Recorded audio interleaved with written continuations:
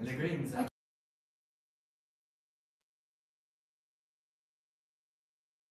Cacciare dei piccini.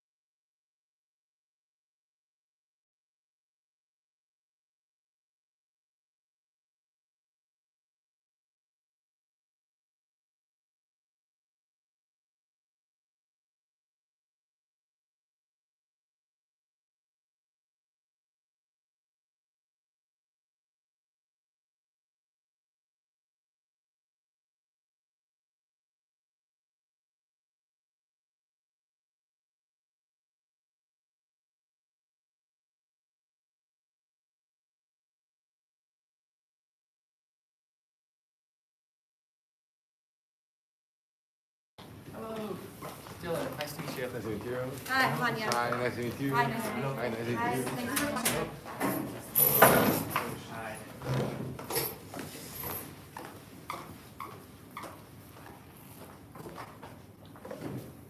Before we beginning, can you confirm that you're the Team C? Yes. Hello Team C. Welcome to the case of the Happening Marketing 2025. We have 20 minutes to present your solution. The time will start as soon as the team member begin presenting. I will indicate the remaining time with card showing 10, 5, and 2 minutes and 30 seconds at least. The last 10 minutes will be indicated using by my hand like this. Your present must be at least 7 minutes long. You will 2 points if your presentation is between 16 and 17 minutes. 3 points if it's between 15 and 16 minutes, and you will be disqualified if your presentation is less than 15 minutes. The jury is not allowed to interrupt you during the presentation. After the presentation, the judge will have 5 minutes to ask your question. You will be allowed to finish your response even that always time has ended.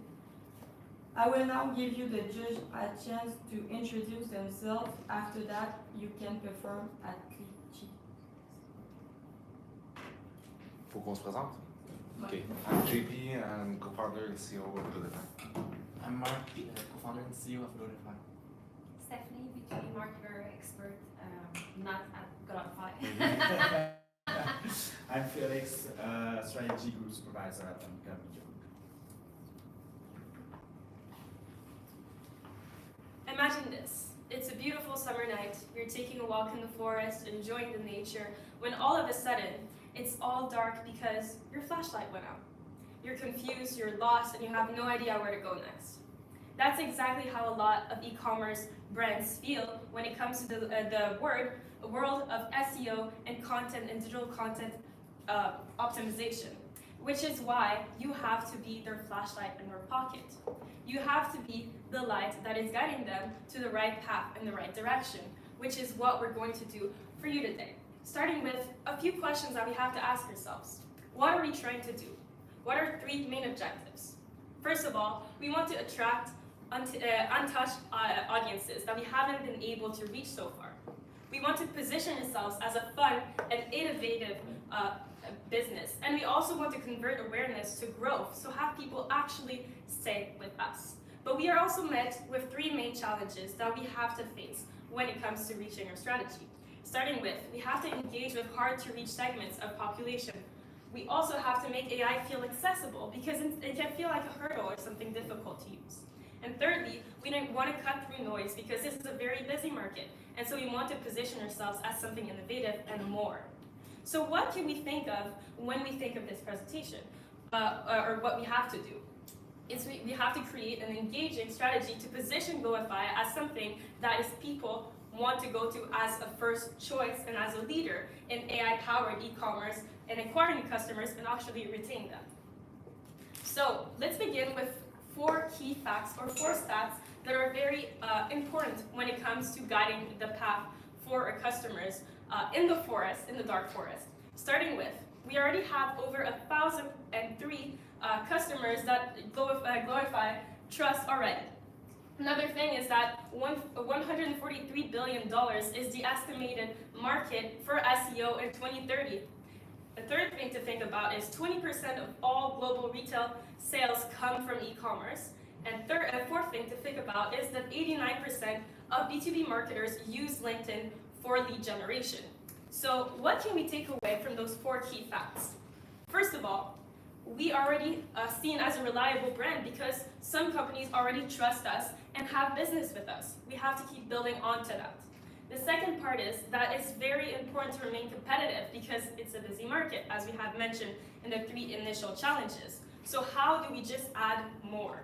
The third thing is e-commerce plays a vital role. So it's becoming super important within the industry because 20% of people are using it on when it comes to retail sales. And fourth, we want to create dominance. And a great way to use that is using LinkedIn, because that's a great way for B2B marketing and using it for outreach and networking. So knowing all of this, what can we do to go into the deeper analysis?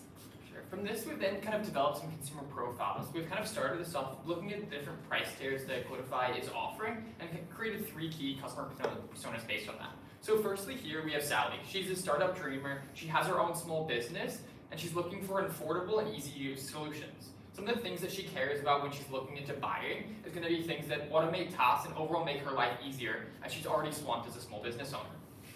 Her focus within her own business is she wants to grow her customer base effectively while also managing the limited resources that she has access to. We then kind of take it up a notch to then look at our next customer persona. We have Martin. He's a mid-sized manager at a company that works in their marketing department. So he has a little bit more resources already off the bat, and he's looking at that e-commerce aspect of his business and trying to scale that up and really bring the operations to another level. With his buying department, something that he values a lot is seamless integration. He needs to work with the current platforms he's using in a very effective and seamless way. And then for focus, he's looking to increase his conversion rates and boost the average cart value. So he's looking for tools that are going to help him accomplish these things overall. And then the third one. This is going to be Andrea, the agency pro. She's the one that's working at a big-time marketing agency and already knows quite a bit about this, but is still always looking to be on that cutting edge of technology.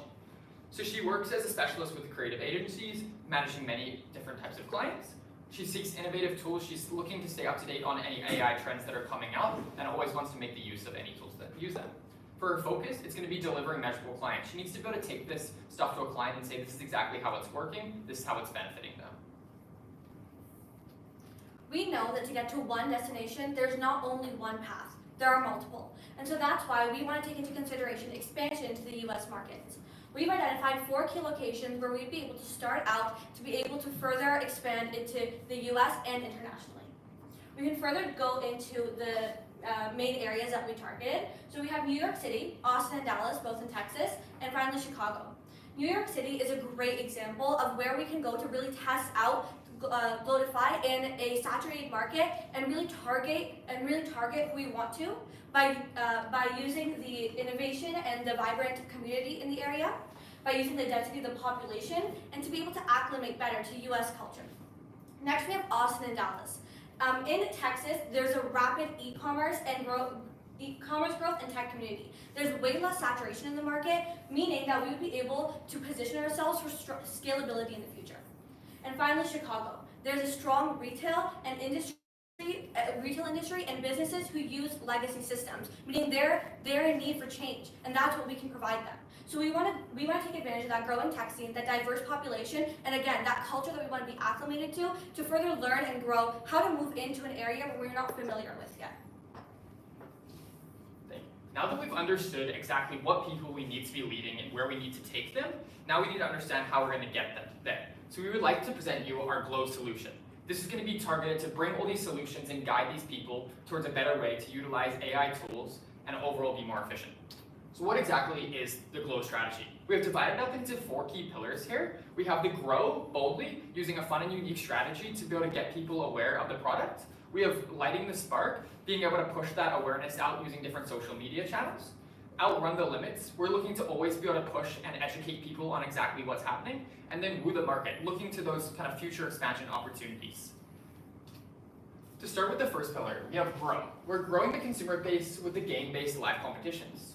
So while this seems like quite a unique out there idea, what we want to present to you specifically is the idea of being able to showcase how efficiently someone can use this platform by hosting a competition where people just have an hour and they all come together and they're given that 1 hour to create different social media campaigns using the tools and really highlight the ability that the platform has.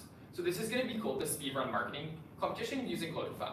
We're going to have 4 to 5 people come out to compete in this, where it's going to be all live streamed online. So we're going to be able to create a lot of different content on this that can go into some of our other pillars later.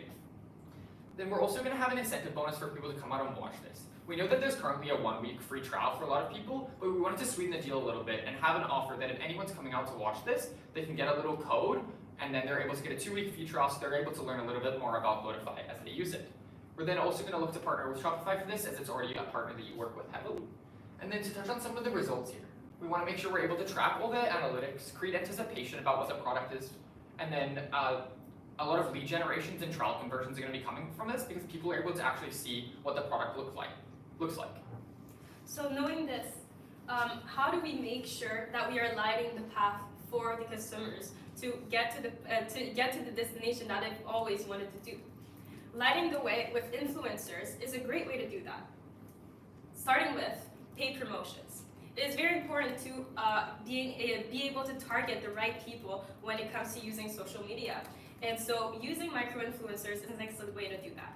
Micro-influencers are more targeted towards specific people, and because they have a smaller following, they also tend to have more stickiness when it comes to people actually following through and getting the product that the micro-influencers are sharing.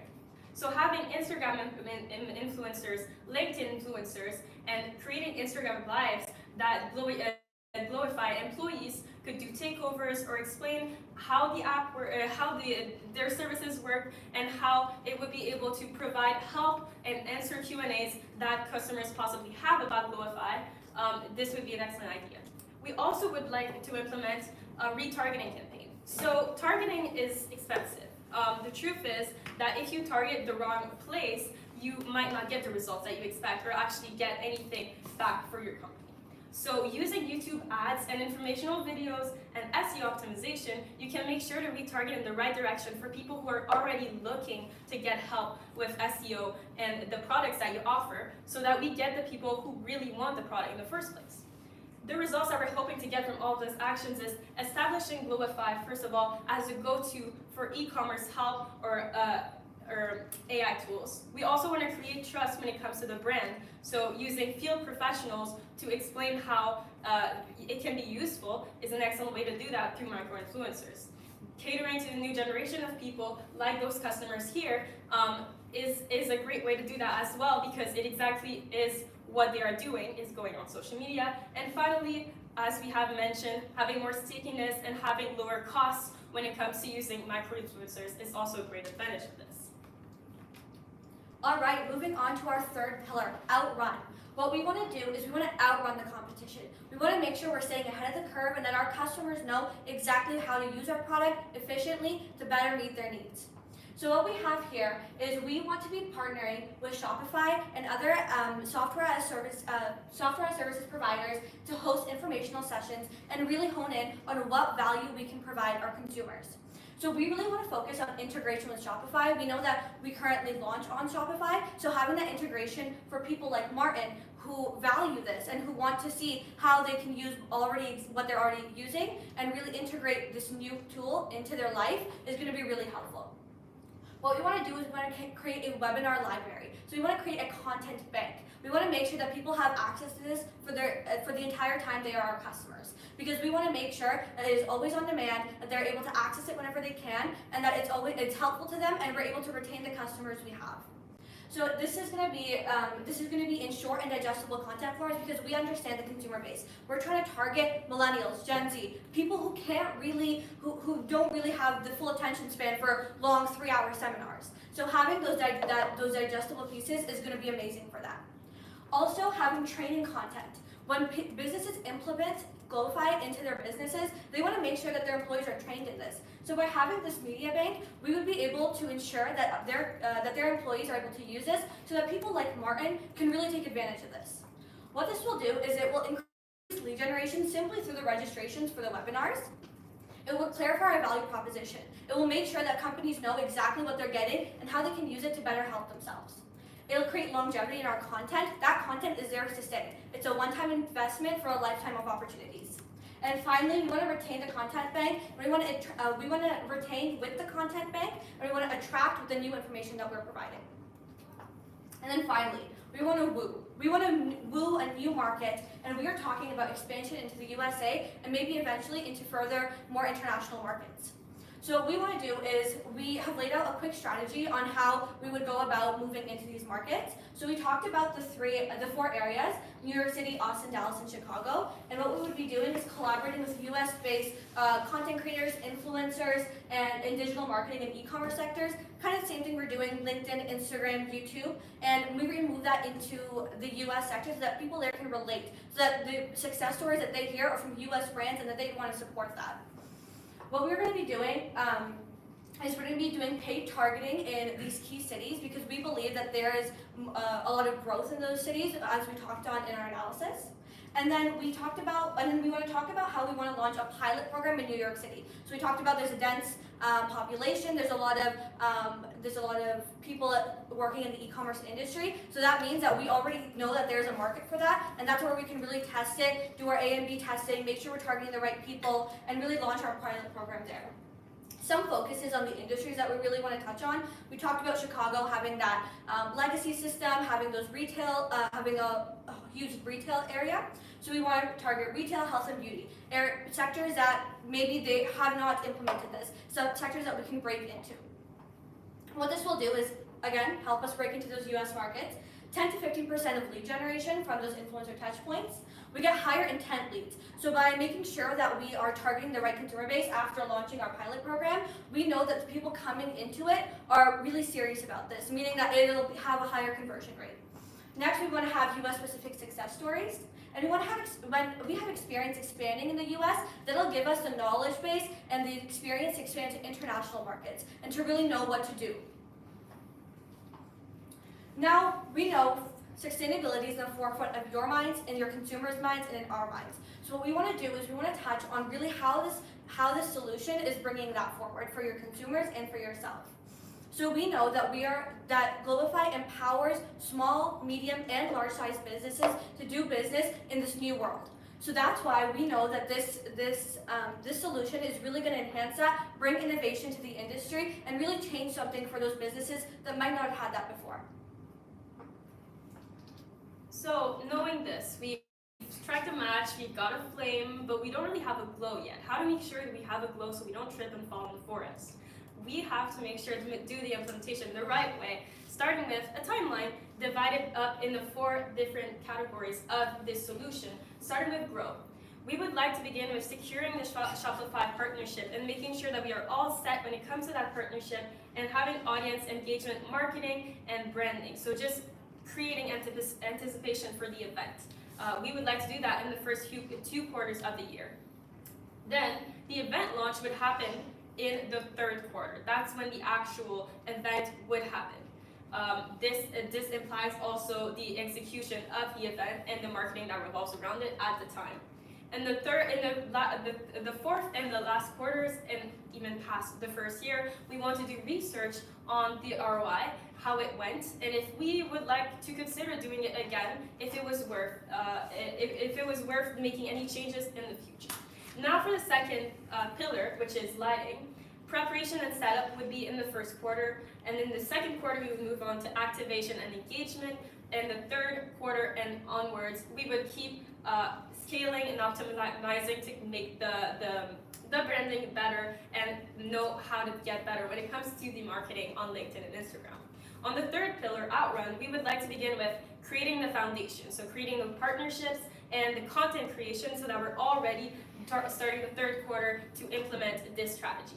And finally, in the 4th quarter, in the 4th pillar, when it comes to the expansion in the United States, we would like to start with the pilot in New York City and preparation for that pilot. And then, when that pilot goes well, we would move on to the next cities and the next regions, starting at the 4th quarter and onwards in the next few years.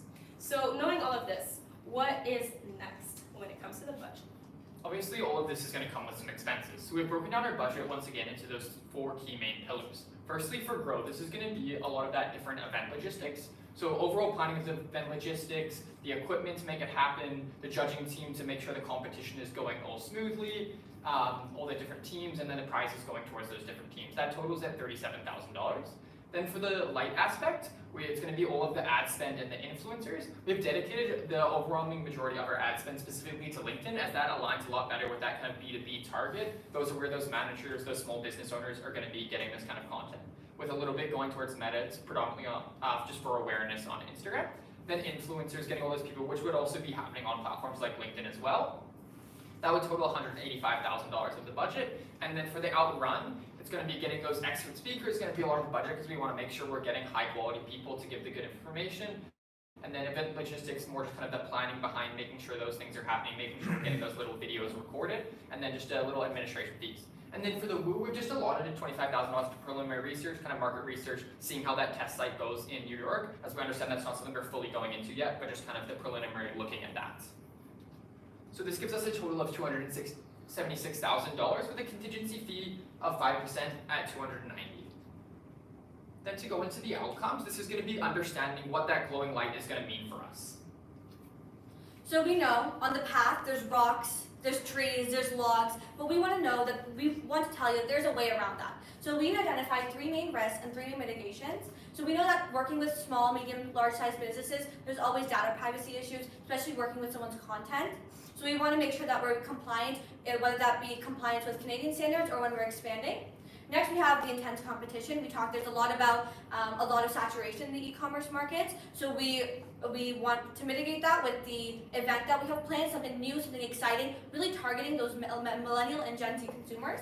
And finally, that customer churn. And what we want to do, people like Sally and Andrea, who really look for that personalization, we want to give it to them. We want to make sure they know exactly how to use our products and exactly how it's going to work for them. Perfect. And to get into some quick revenue assumptions so we can look at ROI and what that's going to look like, we've assumed that from our ad spend we get 4 million social media impressions, a 0.3% conversion to signing up for that free trial, just because it is a little bit of a niche thing, that's why we've assumed lower. And then we've just kind of estimated $150 average spend of customers based on the pricing tiers that we were able to find. And then for key performance indicators, this would then lead us to, from that free trial, again, obviously a lot of people just sign up for the free trial and don't go through it. So that gives us 0.3%, 10% conversion rate to the free trial in the end, and a total of 210% return on investment. So why are we here today? We were here to give you the best strategy possible, and that is exactly what we did. Our little spark turned into a flame, and now our customers knows exactly where to go because we have addressed all 3 goals, all 3 challenges through our GLOW strategy. And so now they know exactly the right path to take. And we would like to open up the floors for any possible questions.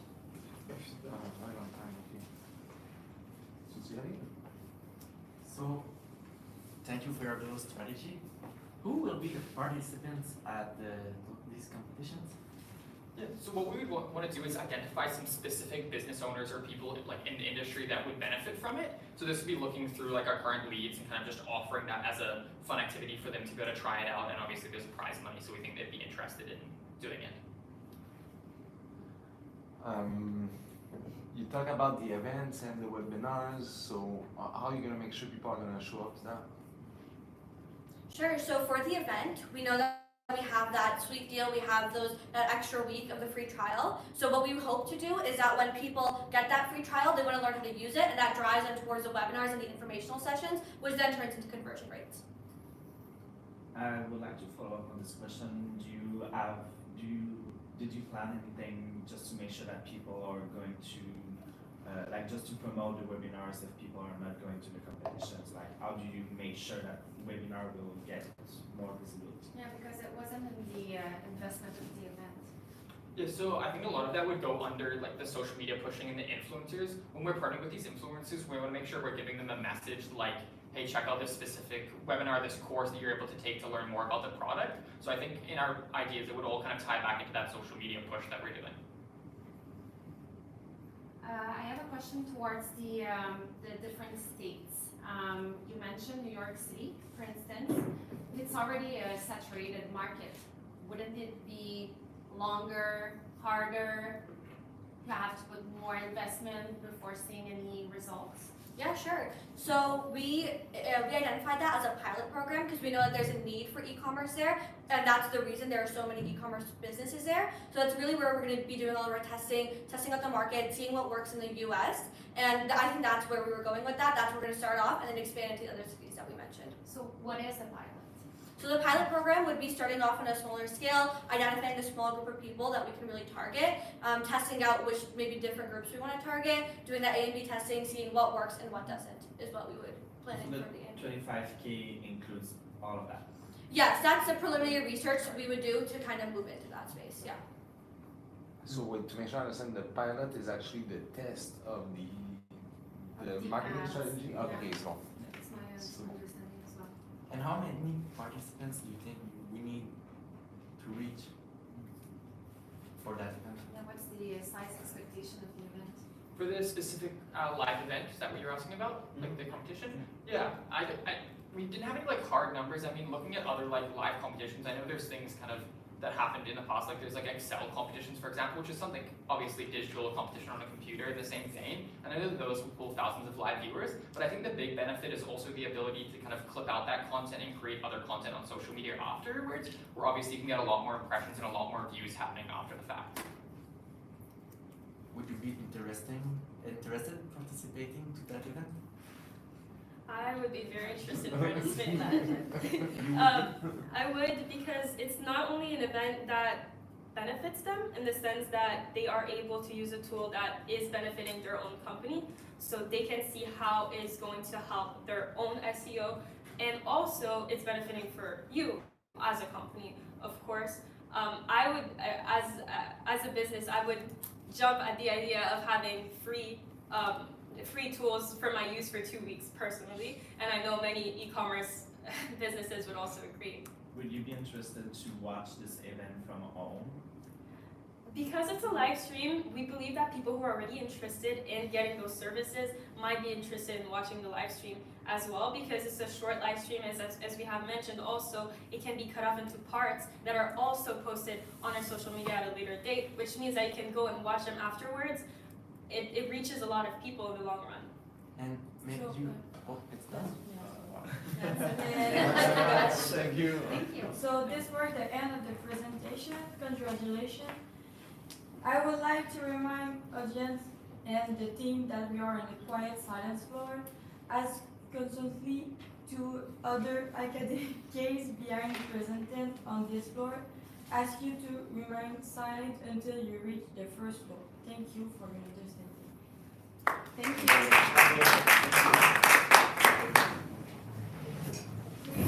Okay. Hello again, thank you.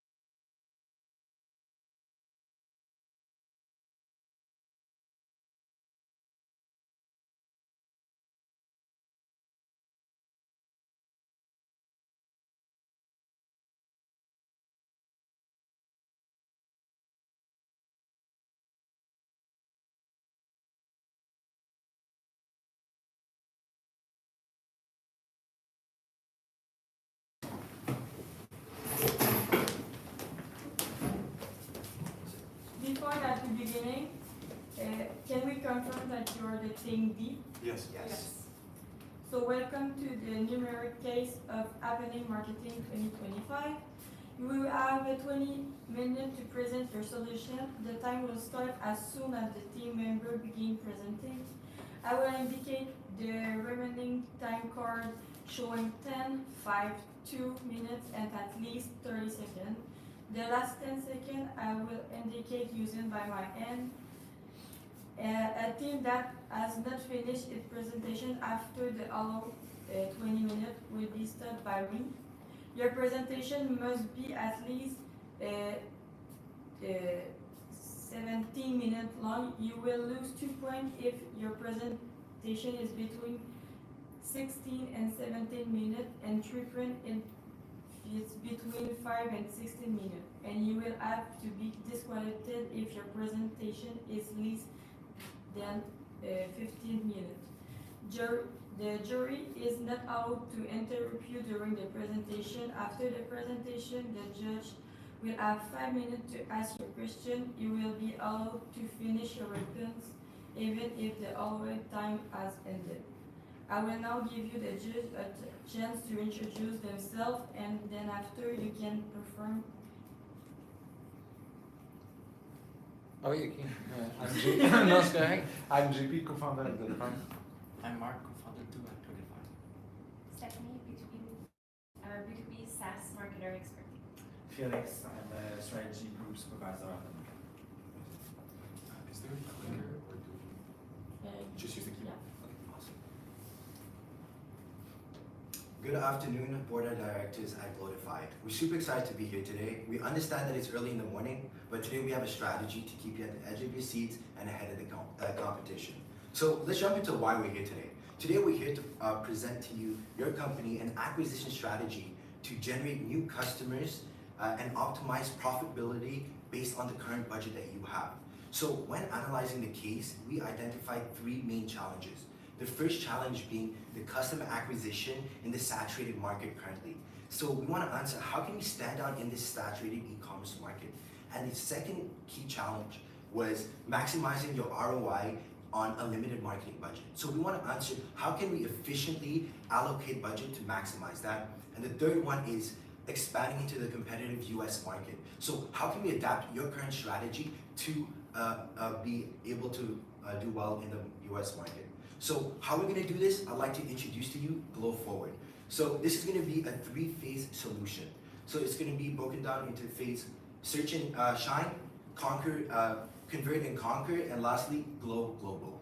And really what we're trying to, the impacts over here is increase your website by 20% on a monthly basis, achieve a 25% conversion rate on your free to paid, and lastly, achieve a 15% brand awareness increase in the US market. So let's jump into the analysis. So here's some market insights and opportunities. I would like to guide you through each one of them.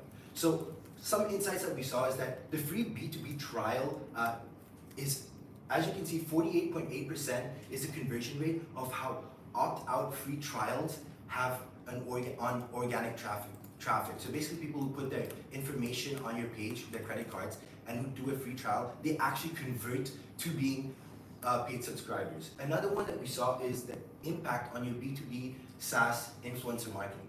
So we saw that having an influencer that with $18 is earned in earned media value for every dollar that is spent, and also 51% of companies actually use influencers in collaboration when they're doing marketing strategies.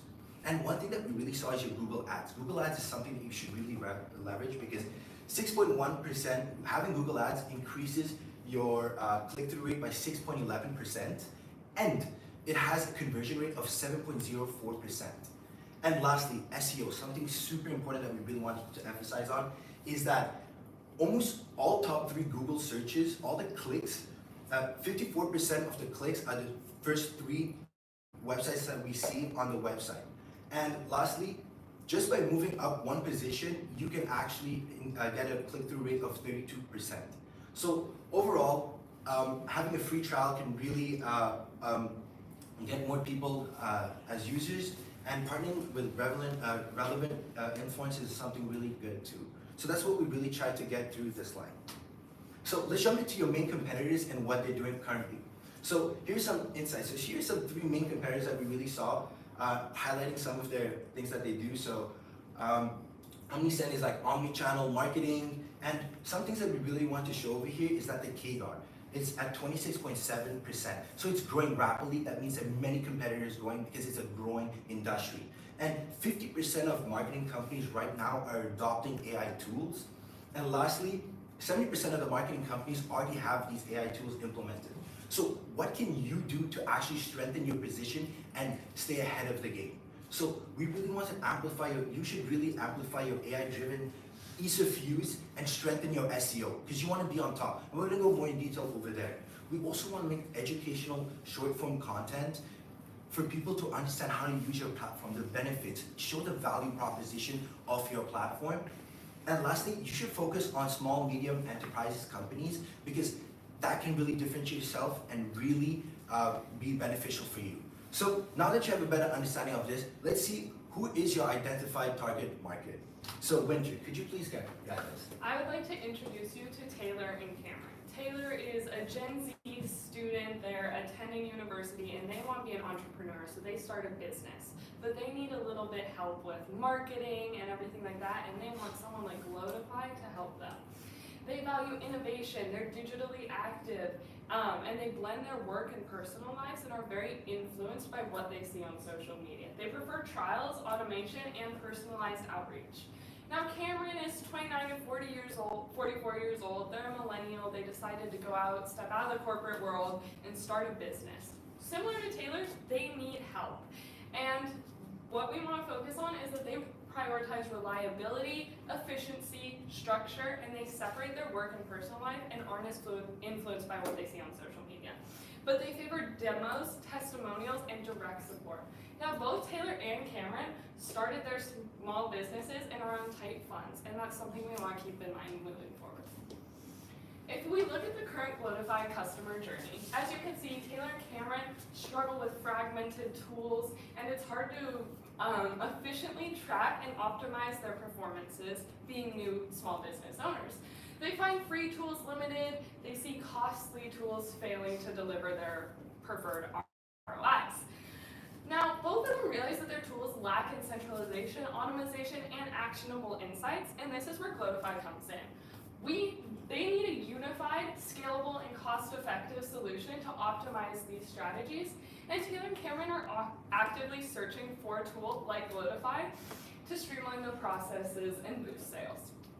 Now, when we move on to the alternatives, we want to find something for Taylor and Cameron that will help them find Glowtify easier. So first, we have Glowbotics. It's a smart automation, AI-driven, and it streamlines tasks like SEO and social media. There's performance insights, actionables, data-driven, and recommendations, and there's unified tools, all in one platform for efficiency and growth. Now next, Boostify. We're going to performance-based pricing, pay based on scale of conversion improvements. So they're only paying based on how much Glowtify helps them. There's a reduced risk with costs aligned with the measurable results, and it's budget-friendly, so it appeals to more cost-conscious consumers. Lastly, Glow Forward. It's a digital campaign, social media, and search browser visibility. It focuses on user conversion and US expansion. Now, when we move on to the decision matrix, as you can see, Glowbotics is a little bit more costly because of all the new AI tools you have to implement, although the engagement is fairly high. Boostify the engagement is lower, and the cost is a lot more affordable. Now, Glow Forward has a high impact, high engagement, high feasibility, and a low cost, making that our ideal choice for you. Parson, can you please explain Glow Forward? Of course. So when it comes to Glow Forward, like Alex mentioned, we split into 3 primary phases. Search and Shine will focus on a digital marketing campaign across social media and search browsers to increase your overall visibility. As for Convert and Conquer, this is where the free trials that are going to be created through the initial first phase will be converted into paid users.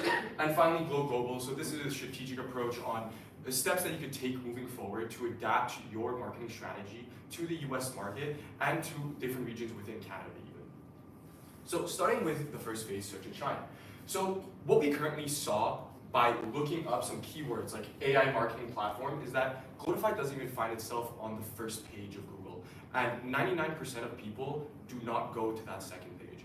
So looking at this different keyword, AI platform, and adding Glorify afterwards, Glorify does show up as the 5th rank, but sponsored Google posts show up above it from different competitors in the industry, which is an obvious gap that we were able to identify. So this is how we're going to change these results and adapt your capabilities to what you actually need to do. So leveraging your own SEO internal tool to position yourself as a primary provider of an AI marketing solution. So this focuses on utilizing keywords across your web pages to increase visibility, paying for those Google ads that are pushing you further down the list of websites, increasing all-around visibilities, and helping users better understand what you're offering and what your website contains as a whole. So the goal for this is to aim for an additional 3% click-through rate, which is the industry standard for a lot of SEO initiatives.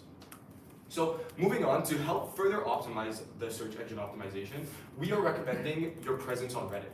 Reddit is a quickly growing application, and it appears at 97% of the time when users are looking for a product to implement. And it's a growing tool for a lot of marketers to better understand the industry. So Google now also uses Reddit data to improve its search results, and a lot of users are adding Reddit at the end of their searches to find more user-generated content around different platforms. So Redditors are discussion-driven, and they engage a lot within their communities, and data partnerships promote more and more Reddit content, and it's something we believe that you can leverage. So things like sponsored posts on different subreddits, starting your own subreddit where you can discuss directly with your clients, address inquiries, and engage directly with your community. Sparking conversations and engaging with users on varying subreddits that we'll go over later, and conducting Ask Me Anything, or an AMA, where you'll be able to firsthand talk to potential clients about your journey, the company, and the product, and what you are willing to offer and the value added that you can bring to their business. So now on to making your TikTok grow. So TikTok obviously is a massive platform, especially for Gen Z and millennials like Taylor and Cameron. So 77% of its users are over the age of 18, which fits perfectly within that Gen Z and millennial range. And to get on that For You page, you really want to create engaging and fun short form content that is still informative about what the platform can provide through the use of testimonials and other things. But what we highly recommend is using trending sounds and music that are continuously driving millions and millions of views every day, skits, and following trends, challenges, and ongoing topics within your industry to reach your target consumer much more easily. So what we're suggesting is taking on a new challenge, My Small Business Challenge, where you'll partner with influencers to discuss their small business challenge or their challenges when growing their small business to reach other SMEs within Canada. So influencers focusing on tech, e-commerce, and business all around, and creating a conversation around them and incentivizing other users to post their own content talking about the challenges they face and providing support and discussion with these influencers. So it shows the value added of your solutions and how we can resolve their day-to-day challenges, especially when it comes to marketing. So you can get laughs to then garner interest and loyalty from users. You can personify your brand, which is something a lot of companies have begun doing, like Duolingo as a prime example, who have their mascot, who have personalities within their company, posting this content and engaging consumers and making them laugh, making them want to use the platform more. Another perfect one would be Ryanair, where it's actually just their marketing campaign manager that takes care of their TikTok, makes funny posts, engage with comments, and be an all-around interesting brand to engage with. So moving on to Instagram. So Instagram, it focuses on telling a story and showing what you're actually capable of doing. So we want to focus on the 3 main aspects of Instagram: stories, posts, and reels. Stories will serve as a way where you can post new updates and upcoming features for your platform, and also showcase the user content posted on both Instagram and TikTok. Reels will then focus on reusing some TikTok content to be posted on Instagram to reach that specific market, and creating more 1 to 3 minute informative content that goes a little bit deeper into the different features and tutorials of the platform. And then the post, so showcasing Glowify's personality, the personality of you, the board, and of your employees internally, and how it's a family and a community, and making that sense of community grow to your customers. So one other aspect of it is marketing sustainable AI practices. As you know, AI there's a lot of carbon coming out of the AI industry. So promoting the initiatives that you are taking and the steps that you are taking towards being more environmentally aware will help you further show your clients that you care not just about the company, but also about the bottom line and your community. So it shows the value added through things like testimonials as well, and drives community-focused building relationships. So, and now for finally, achieving improved digital presence. So this is where we focus on the implementation and go a bit deeper. So identifying gaps in the searches and using your internal tools to do so, and using a mix of high intent keywords and long tail keywords, so more specific things to reach your consumers no matter what they search, and paid ads, so targeting based on geographic locations such as large cities or cities where SMEs are very prevalent, demographic, so the specific age range of Gen Z to millennial, as well as behavioral, so people that have interacted with your content or interacted with content on your website. Moving on to the social media, this will focus on partnering with Canadian influencers like Access Now, Ava Wong, or Emily Lyons, and making that short form content. And then on to Instagram, so showcasing testimonials and identifying commonly asked questions to answer on your stories.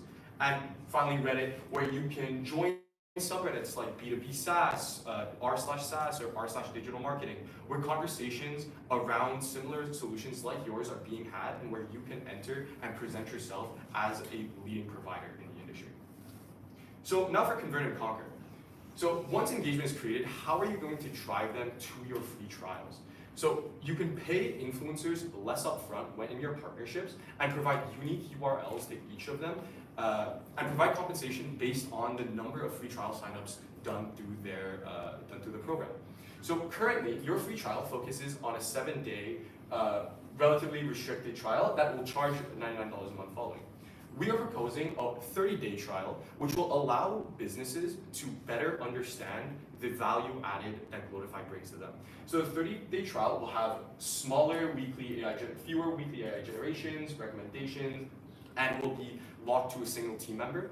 But by doing so, you'll be able to show your value prop. So show proof that the solution benefits them, reach out to them, retarget them through SMS, in-app notifications, and emails, targeting them with certain statistics about their usage. So congratulations, you saved, your revenue increased by 18% this month, or we saved you this many hours of marketing tasks that otherwise someone would have done, they would have had to pay. So showing the true value of the platform is gonna help them see that, oh, maybe the $99 a month is fully worth it based on what it's already providing.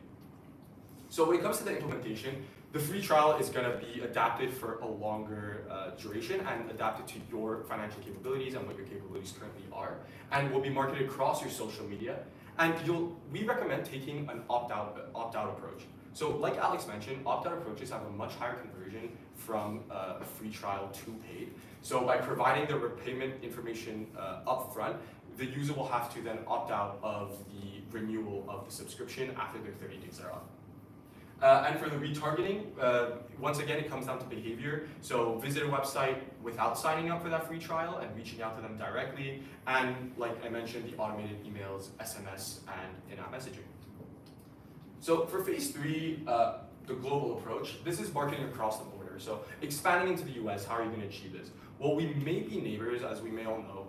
We have a lot of differences with our neighbors down south. So we highly recommend adapting your marketing campaign to local business needs. SMEs in Canada will try to meet the business needs of us Canadians, while Americans may be a little bit different in how they take care of their business. So adapting that marketing strategy will also be extremely important. Ensuring your compliance with legal regulations as you go into the US, marketing regulations, but also AI regulations change. Expanding paid ads focus into the USA, and encouraging and engaging businesses through platforms such as LinkedIn down the line, especially for larger platforms, you can post milestones for your company. Partnering with local influencers like MKBHD, Toby Luque, and Nick Sharma would also help you further drive these strategic partnerships, and consider working with top American brands where you'll be able to ease the entry to the new market. So for this, aside from the A/B testing and the tracking the data and performance to fully understand the impact, we highly recommend taking a more ESG initiative and promoting people who might not have the means to start their business and grow their business and become self-sufficient. So providing something like a grant of a 1-year trial for your platform to women, minorities, and new immigrants to Canada that are trying to start a business will help lower barriers to entry to starting a business and make it much more easy for them. So here's a brief overview. It's a 1-year implementation. I could go more about it in the Q&A. As we look at our risks and myths, you can see that we have 3 main risks. So expansion may distract from core markets, and to mitigate this, we're going to allocate dedicated resources for the US market. The algorithm changes or policy updates could disrupt campaigns, and to mitigate this, we're going to diversify across platforms continually and monitor for updates. Our last risk is strategic partners may not deliver the expected results. If you move on to our customer journey, as you can see, it's now revised. So Taylor and Cameron have now become customers. They have found Glowify and they love it. Amazing. So you gave us $300,000, and this is how we broke it down. So in phase 1, we're really emphasizing the cost drivers are the Google ads, the influencers, and the ads social media. So in phase 2, we broke it down into retargeting and the free trials. So this came up to $60,000. And then in phase 3, it's the contingency. We allocated $20,000, adapting to the US market. It was 40% of the budget, and overall the total cost is $300,000. However, we believe with this strategy, you can achieve a 32% return on your investment, which is $400K in revenue. And overall, if you implement this strategy, we truly... Thank you so much. Suggère? Vas-y, Ok, je peux y aller. Yeah, you talked about the fact that we need to have dedicated U.S. resources to manage the U.S. market. How will we pay for that? Or was it considered in your budget? Yes. So we adapted 40% of this $40,000 for adapting to basically do analysis of what the local needs are in the U.S. market, what the SMEs are looking for, and basically getting like a marketing, analyzing team, market research team to really analyze where to allocate those funds. So when you actually enter the market, you're aware of what to do, and it's not just an expansion randomly. You'll know what you're doing. But this doesn't include the employee on the payroll. No, it does not include the employee on payroll.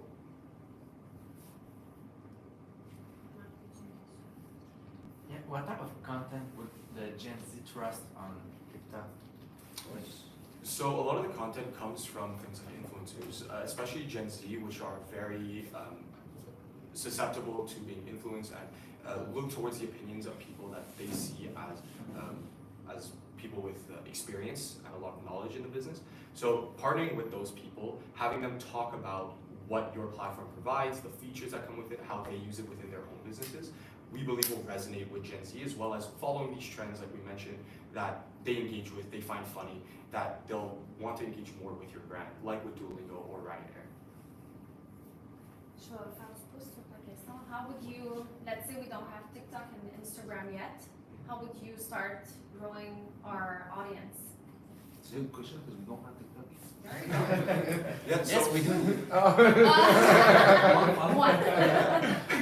So from our research, we saw that the Instagram did exist with about 7,000 followers, and for if your TikTok account, which currently, as you mentioned, does not exist, we believe that these influencer partnerships can drive engagement towards your main account. So by partnering with them, talking about the platform, engaging in their comments as well, things like that, and following trends, hoping for a video to go viral can instantly explode your followers, especially on TikTok where you see so much fame coming out of left field.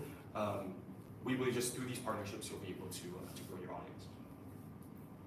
A lot of the content that needs to be produced, if I remember well, like for the SEO part, how long can it take to see some traction from that new content on the website?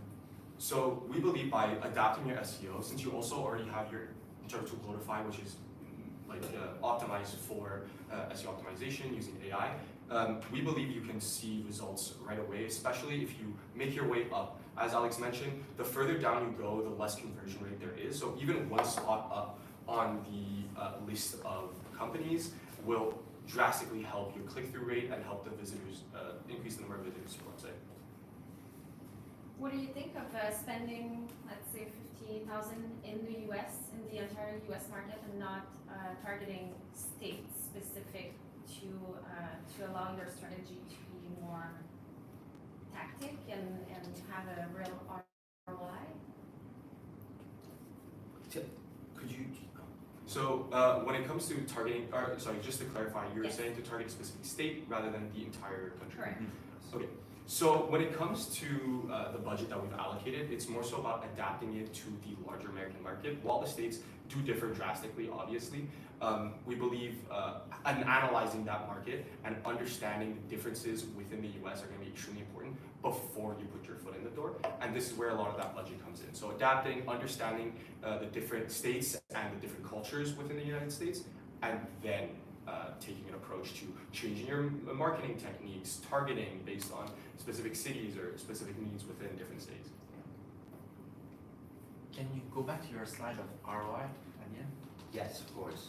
So what's it's 300, 400K, approx 400K Yes. more in revenue.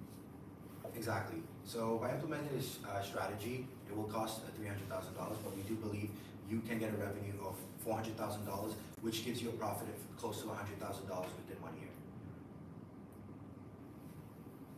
Thank you. Of course. So this marked the end of your presentation. Congratulations. I would like to remind the audience that and the team that we are on silence and quiet floor. As constantly the other academic case behind presenting on this floor, I ask you to remain silent until we reach the first floor. Thank you for your listening.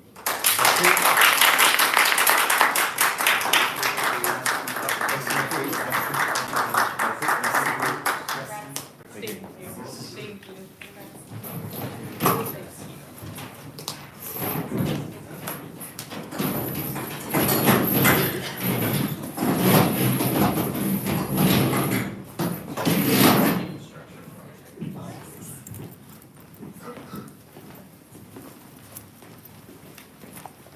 Je vais parler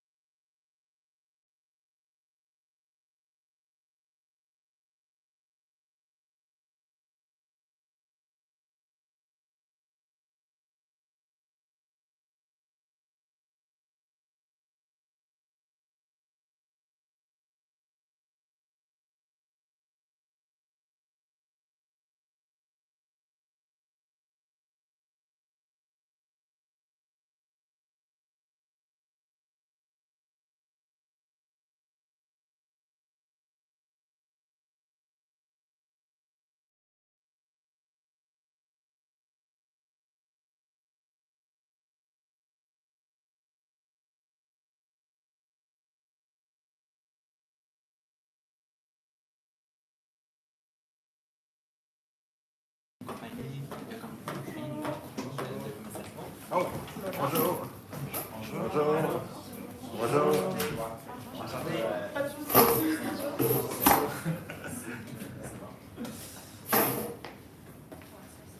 Avant de commencer, juste me confirmer que vous êtes bien l'équipe B. Oui. Donc, bonjour à l'équipe B. Bienvenue au cas numérique du Happening Marketing 2025. Vous disposerez de 20 minutes afin de présenter votre solution. Le temps commencera et s'écoulera dès qu'un membre de l'équipe commencera à présenter. J'indiquerai le temps restant avec un carton indiquant 10, 5, 2 minutes ainsi que les 30 dernières secondes. Les 10 dernières secondes seront indiquées à l'aide de mes mains. Une équipe n'ayant pas terminé sa présentation après 20 minutes prévues se verra arrêtée par moi. Votre présentation devra être d'une durée minimale de 17 minutes. Vous aurez une perte de 2 points entre 16 et 17, une perte de 3 points entre 15 et 16, et vous serez disqualifié si votre présentation est inférieure à 15 minutes. Le jury n'est pas autorisé à vous interrompre pendant la présentation. Suite à celle-ci, les juges auront 5 minutes pour vous poser leurs questions. Vous serez autorisé à terminer votre réponse même si la période de temps prévue est terminée. Je laisserai maintenant la chance aux juges de se présenter. Par la suite, vous pourrez effectuer un test clic au début de votre présentation.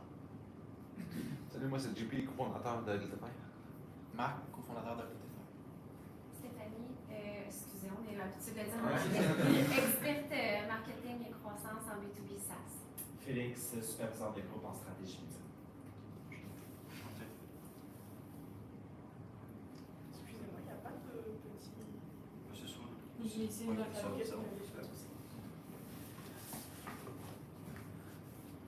Imaginez-vous dans 10 ans, quand Notify sera leader du marché du marketing e-commerce, tout en commençant par l'Amérique du Nord.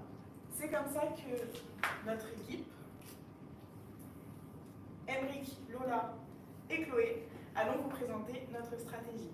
Donc, il fallait répondre au mandat qui était le suivant, c'est-à-dire de développer une stratégie d'acquisition numérique afin de générer de nouveaux clients et optimiser la rentabilité du budget marketing. Nous allons tout d'abord commencer notre présentation par le rayonnement initial, puis nous allons allumer la flamme, maintenir l'éclat, briller durablement. Ensuite, nous passerons aux mesures de différentes performances et nous terminerons par la conclusion. Pour la première partie, je passe la parole à Chloé. Alors, dans un premier temps, nous allons vous présenter les clés et les enjeux pour étinceler. Donc, tout d'abord, nous allons vous expliquer les différents clés de succès. Tout d'abord, nous avons des produits performants et complets, une expérience personnalisée donc, sur le site web, ainsi que des produits innovateurs et qui se différencient. Ensuite, il y a différents défis à relever. En effet, c'est un milieu qui est très concurrentiel. Il y a une forte concurrence. Ensuite, il faut optimiser le coût d'acquisition des clients. Et il faut avoir une approche moderne et autonome. Nous allons ensuite vous présenter un marché éblouissant. Donc, tout d'abord, le consommateur a un cycle d'achat autonome et digitalisé. Les réseaux sociaux sont très importants, ainsi que l'influence marketing. Et au niveau du segment, donc, il y a beaucoup de concurrence, une large offre de choix et bien sûr le coût d'acquisition. Donc, je vais maintenant vous présenter les personas. Donc, tout d'abord, nous avons Julie. Elle a 24 ans, elle est célibataire et elle est la créatrice d'une start-up en mode. Voilà, donc elle vient tout juste de la commencer. Elle est souvent sur Instagram, TikTok, LinkedIn et Facebook. Ses facteurs de succès sont qu'elle a de solides compétences en informatique. En effet, elle est née dedans, donc elle s'y connaît bien. Et par contre, elle a des ressources assez limitées. Ensuite, nous avons David. David, vous le connaissez tous, il va à tous les cocktails de réseautage. Il aime beaucoup avoir des stratégies marketing claires et il est toujours à la recherche de moyens pour optimiser son référencement naturel. Par contre, il n'a pas beaucoup de temps. En effet, il a 2 enfants, voilà, donc ça lui demande beaucoup de temps. Et parfois, il manque un peu de compétences informatiques. Il a un peu du mal avec ça parfois. Ensuite, nous allons vous présenter nos stratégies Allumer la flamme. Donc, tout d'abord, nous voulons cibler les publicités.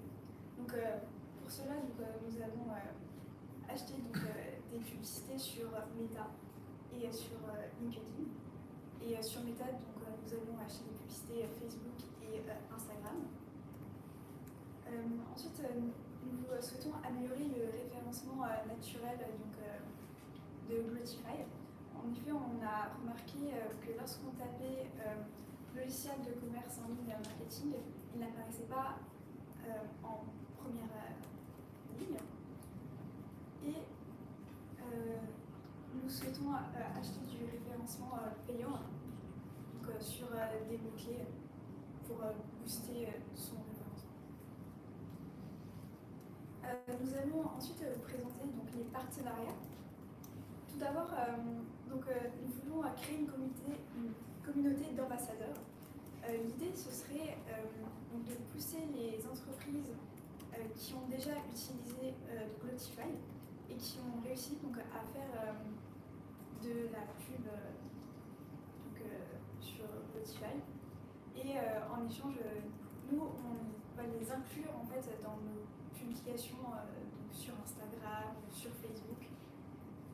Donc ce serait vraiment un partenariat gagnant-gagnant. Chaque partie tirera des avantages. Ensuite, on aimerait demander à des influenceurs de e-commerce de nous faire de la pub. Donc, comme exemple, j'ai pris Alex Catoni, voilà, qui a environ 100 000 abonnés sur LinkedIn et environ 200 000 sur Instagram. Et par la suite, je vais passer la parole à mon collègue. L'étape d'après, une fois que l'entreprise se fait de plus en plus connaître dans le milieu, c'est de maintenir cette flamme, cet éclat que l'on vient de créer. Donc pour ce faire, on a décidé d'ajouter un simulateur sur votre plateforme. La personne mettrait son adresse courriel ainsi que les statistiques un peu de son entreprise et c'est quoi les enjeux qu'elle vit et qui lui permettrait du coup ça répondrait à la question pourquoi elle irait sur la plateforme. Et l'avantage, c'est que si la personne remplit ce formulaire, de un, ça force la personne à s'inscrire automatiquement, donc ça va permettre, on va avoir dans les avantages, de récolter les informations de la personne. En plus de ça, l'IA permettrait du coup d'avoir une analyse, d'afficher une analyse, voilà ce que la plateforme, par rapport aux légères informations que j'ai, voilà ce que la plateforme pourrait proposer à la personne. Ça va permettre tout de suite d'avoir des résultats concrets sur qu'est-ce que la plateforme pourrait lui apporter. Une fois que la personne est inscrite, qu'elle sait à peu près ce que la plateforme peut lui apporter, elle va pouvoir beaucoup plus facilement avoir les abonnements payants que la plateforme propose. Donc ça a plusieurs avantages, ça apporte beaucoup d'opportunités. La première, c'est l'engagement et l'attractivité. La personne remplit un formulaire, elle a tout de suite des résultats sur les chiffres, elle a tout de suite des chiffres qui seront concrets, parce que les chiffres donnent clairement par rapport à ces chiffres ce qu'il a mis. Donc tout de suite, ça veut dire, ok, ça améliore la crédibilité de l'entreprise, tout de suite on est capable de me fournir ce que j'attends, ça me convient très bien. Ensuite, ça permet de faire de la récolte de données, à double sens. La première, c'est qu'on est capable de savoir qui a formulé ces demandes-là, fait que ça va permettre de mieux connaître c'est quoi son audience cible. C'est quoi, grâce à la première étape qui est les publicités, c'est quoi la population qu'on a visée. Donc, le formulaire va permettre aussi de comprendre quel a été l'impact de la publicité. Et enfin, c'est une grosse différenciation concurrentielle. Il n'y a pas beaucoup de concurrents dans le milieu qui peuvent proposer cette offre de remplissez un formulaire très rapide, 4 champs, et tout de suite, grâce aux avantages ainsi qu'aux données qu'on a déjà, voilà ce qu'on est capable de vous proposer et c'est une solution très simple, très rapide et qui va permettre de fidéliser le client dès la première étape. Enfin, pour compléter ça, on souhaite aussi avoir un espèce de Google Analytics dans le fond sur le site internet qui va permettre de mieux comprendre c'est quoi le parcours utilisateur sur le site internet. Ça va permettre de mieux comprendre son audience. C'est quoi les outils que l'utilisateur utilise le plus souvent? C'est quoi les réels besoins? Parce que souvent une entreprise va créer des outils mais elle ne va pas forcément savoir c'est quoi que les utilisateurs utilisent réellement. C'est pour ça que l'on veut utiliser ces analytics pour comprendre s'il n'y a pas un besoin qui échappe et qui permettrait d'appliquer en profondeur. Enfin, l'étape d'après, c'est briller durablement. C'est la longue période et pour ça, je passe la main à ma collègue. Lola. Donc, nous avons pensé à une stratégie de contenu. Tout d'abord, créer des formats courts et percutants, c'est-à-dire des vidéos de 15 à 30 secondes sur les problématiques qui sont courantes dans le e-commerce, connues et reconnues, afin que voilà, les utilisateurs s'abonnent à vos différentes pages, que ce soit Instagram ou encore TikTok, puisque nous voulons toucher un maximum de personnes. C'est pour ça que vous serez présents sur ces deux plateformes.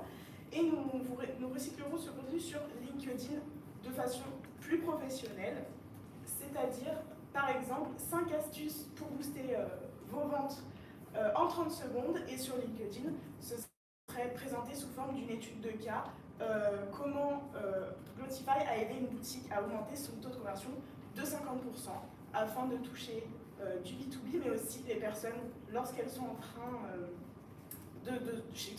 lorsqu'elles sont chez elles sur les réseaux sociaux, sur TikTok, en train de slider. On retrouvera directement les contenus qui les intéressent grâce à leur feed d'actualité. Et donc cela touchera tout simplement les directeurs marketing, de communication, etc. pour faire connaître le produit. Pourquoi nous avons choisi de vous proposer TikTok, Meta et LinkedIn? Tout simplement parce que TikTok, c'est 1,59 milliard d'utilisateurs et ça touche la génération Z.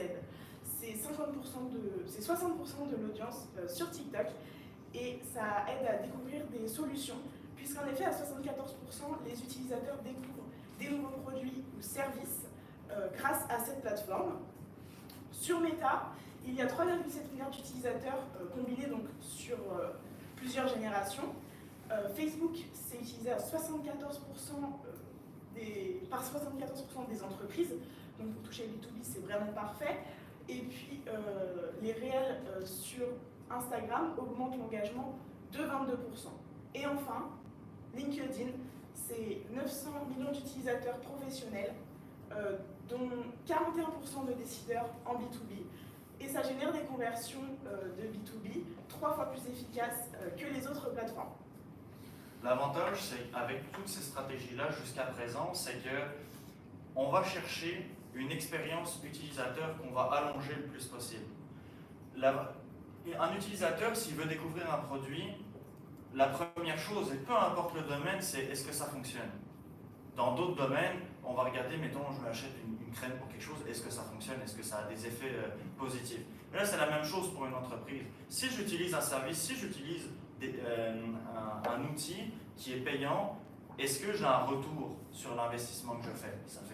C'est du sens pour n'importe quel modèle.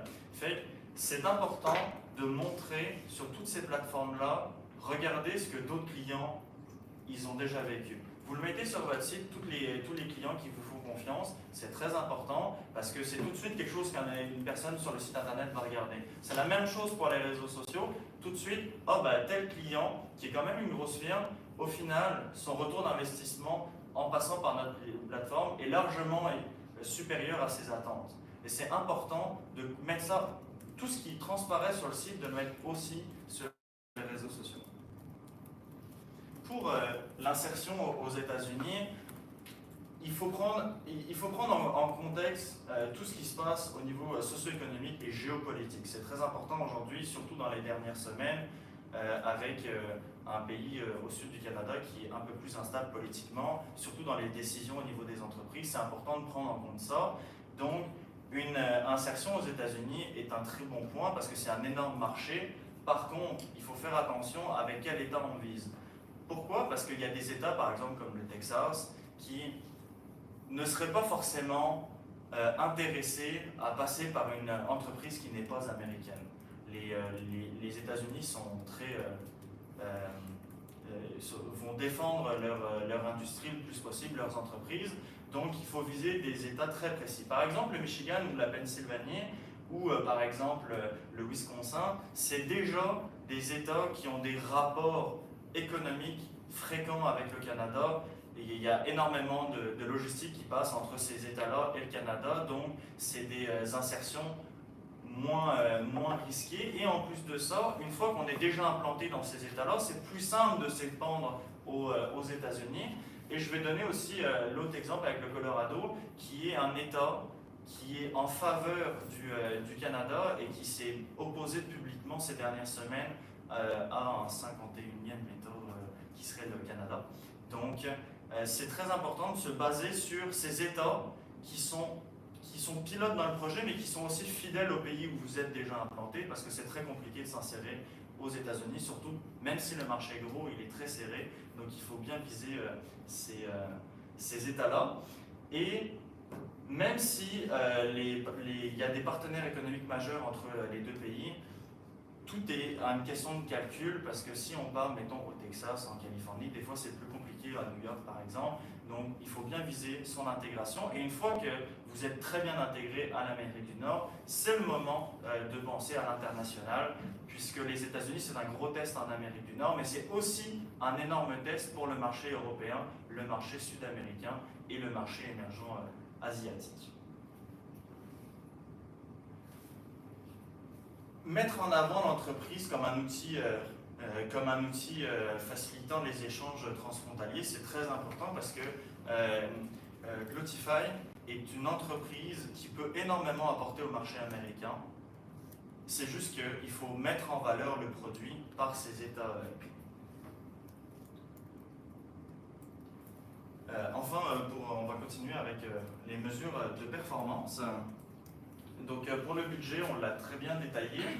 On va commencer par les publicités Meta et LinkedIn qui sont des frais mensuels qu'on a évalués à 130 000 $, qui est représentativement le plus gros coût. Et ensuite, pour les publicités Google ainsi que l'influence avec les partenariats, ça représente au total 66 000 $. Enfin, le simulateur, qui est la première chose qu'on a vue, il y a juste un développement du site, de la page que l'on peut récupérer, comme la page que on vous avait montrée aux couleurs du site.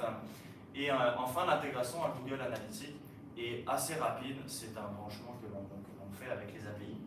Et enfin, le contenu court représente à peu près, on est allé à 2 vidéos par mois, ce qui représente 480 par vidéo, donc 11 000 $, ce qui représente un total de 250, qui est en dessous des 300 000 que vous nous aviez convenu. Mais on a mis l'expansion aux États-Unis, c'est 50 000. Les Américains, ils adorent une chose, c'est que les infrastructures soient aussi dans leur pays.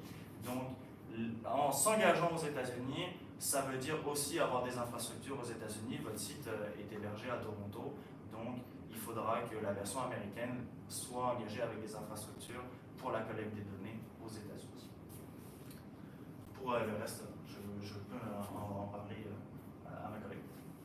Alors, je vais présenter donc, le retour sur investissement. Donc, d'abord, pour les publicités, donc, la portée est estimée à 5 millions d'impressions cumulées. Ensuite, le taux d'engagement moyen attendu est de 2,5%. Et on attend donc, une augmentation des abonnés de 30%. Et la croissance en nouveaux clients visés est de 185%, donc, ce qui fait plus 300% sur le retour en investissement. Donc maintenant, je vais vous présenter l'échéancier. Pour donc, les publicités Meta et LinkedIn donc, qui vont attirer des personnes donc, comme Julie, l'idée ce serait donc, de les mettre en place toute l'année, de publier régulièrement. Pour les influenceurs, on aimerait donc en jusqu'à juin. Voilà. Et pour le simulateur, donc on estime qu'il va mettre 2 mois environ à être conçu. Et ensuite 1 mois pour le mettre sur le site web. De plus, ce simulateur va particulièrement plaire à David. Pour Google Analytics, on aimerait donc le mettre en place à partir de novembre. Pour le contenu court, donc, on va le mettre donc, toute l'année pour pouvoir attirer donc, de nouveaux clients. Et l'expansion aux États-Unis serait faite à partir de juillet. Donc, je vais maintenant passer la parole à ma collègue, Lola. Donc pour conclure, une insertion aux États-Unis, ce n'est pas si simple comme vous le savez bien. Il faut tout d'abord passer par la phase de communication via les réseaux sociaux, puisque nous prioriserons la communication en anglais pour qu'elle soit comprise par toutes et facilite cette arrivée sur le territoire des États-Unis. Avec le simulateur, vous allez acquérir beaucoup plus d'adresses mail, ce qui vous permettra d'envoyer des newsletters et de convaincre les entreprises de passer le pas, de passer le cap. Et puis voilà, toute la communication qui passera par Meta. Je vous remercie de votre attention. Merci. Pouvez-vous développer sur qu'est-ce que le simulateur doit générer pour essayer de convertir un client? En fait, ce qu'un client va vouloir savoir, c'est voir. Un client veut voir des chiffres alléchants. Il veut voir des chiffres qui lui disent ok, j'investis telle somme, mais je vois que je peux en gagner tant. Fait que l'objectif du simulateur, c'est qu'en le minimum de questions, l'IA soit capable de dire ok, par rapport à toutes les données qu'on a, c'est tel type de profil. Fait qu'on va lui mettre ces chiffres-là qui correspondent avec les clients qu'on a actuellement. Ça ressemble à tel type de profil, donc on a tel rendement qui sont donnés.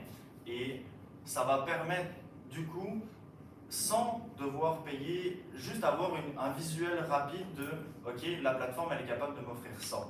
Elle est capable de m'offrir les chiffres qui sont donnés, qui pourront être produits via la plateforme.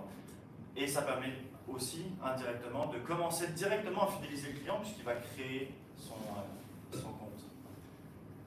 Pourquoi est-ce que le simulateur, vous le mettez juste à la fin quand que ça semble être central à la stratégie d'amener du monde sur une landing page? Puis même une pause. Ouais, c'est ça. Pourquoi qu'on le mettrait juste 3 mois jusqu'à la fin? Pourquoi on ne commencerait pas à faire ça puis après ça on amène du monde dessus? Le simulateur, il a été dégagé. Je peux vous montrer le Oui, tu l'as mis sur un peu, là. dans le fond, le simulateur, il a été mis après la première période de communication et de publicité. Ça permet aussi d'avoir déjà un retour sur les publicités, comment ça se passe. Ça permet du coup de minimiser ce risque de développement. C'est pour ça qu'il a été légèrement décalé. Puis avant le lancement du simulateur, les publicités sur Meta LinkedIn, ils vont renvoyer vers quelle page sur le site web du client? Vous allez arriver directement sur la page d'accueil qui présente l'entreprise et qui présente les grilles tarifaires, etc. pour que le client potentiel puisse découvrir toute l'entreprise au complet en voyant même l'essai gratuit que vous proposez, qu'il puisse déjà essayer, même si le simulateur le convaincra encore plus de passer par. Puis, juste pour être certain, vous avez parlé de TikTok un peu plus tôt, mais il ne se retrouve pas là. Est-ce que finalement vous l'excluez de votre stratégie? Effectivement, on voulait d'abord voir ce qui marchait pour ensuite l'utiliser en plus pour apporter un bonus vraiment à ce qu'on avait déjà mis en place avant. Ok, donc il ne fait pas partie de la stratégie de la première année, maintenant. Parfait. Si jamais la ROI, vous avez mis 130 000 Meta versus 36 000 Google, si jamais vous voyez que votre ROI est meilleur sur Google, qu'est-ce que vous allez faire?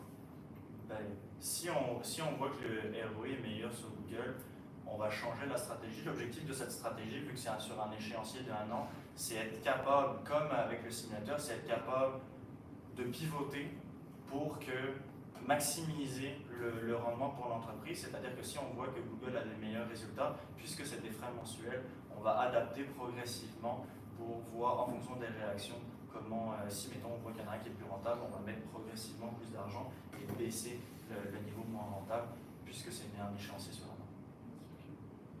Vous avez suggéré qu'on fasse des partenariats avec nos clients actuels, si je ne me trompe pas. Là. Vous voulez qu'on parle de quoi avec les autres? En fait, l'idée, ce serait donc d'utiliser les utilisateurs donc, actuels pour qu'ils promouvoient les services de votre entreprise. Parce qu'en effet, donc, s'ils l'utilisent, c'est qu'ils apprécient ce site. Et donc, s'ils ont réussi, ça veut dire que ça leur plaît et que ça marche. Donc, ce serait vraiment d'utiliser cette idée-là pour que on fasse de la pub pour eux et en même temps on les utilise pour faire de la pub pour Glorify. Donc, ce contenu-là, vous allez produire avec eux ou c'est ça que vous allez mettre dans la publicité payante? Exactement. Okay. La meilleure chose quand on va dans une boucherie, on regarde, dans un nouvel établissement, pardon, on regarde, c'est quoi la notation? C'est un peu la même chose avec ce type de publicité, c'est regardez, il y a une entreprise qui a réussi et ça a dépassé ses attentes. C'est une très grande publicité. Puis, est-ce que j'ai bien compris à la fin que dans le fond, tout ça c'est pour le marché américain, toute la stratégie au complet, c'est ça que j'ai. Où il y a. Moi, c'est ce bout-là que j'ai pas compris, les US versus. C'est toute la stratégie au complet et pour l'Amérique du Nord au complet. C'est-à-dire que les communications seront à la fois en français et en anglais pour faciliter l'insertion sur le marché américain, mais resteront en français pour le marché québécois, mais en anglais pour le reste du territoire canadien.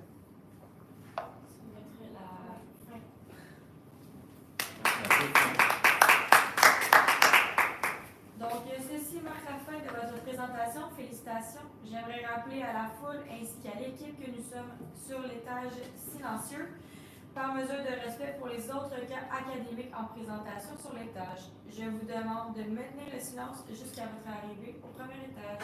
Merci de votre compréhension. Merci. Merci. Merci. Merci. Merci.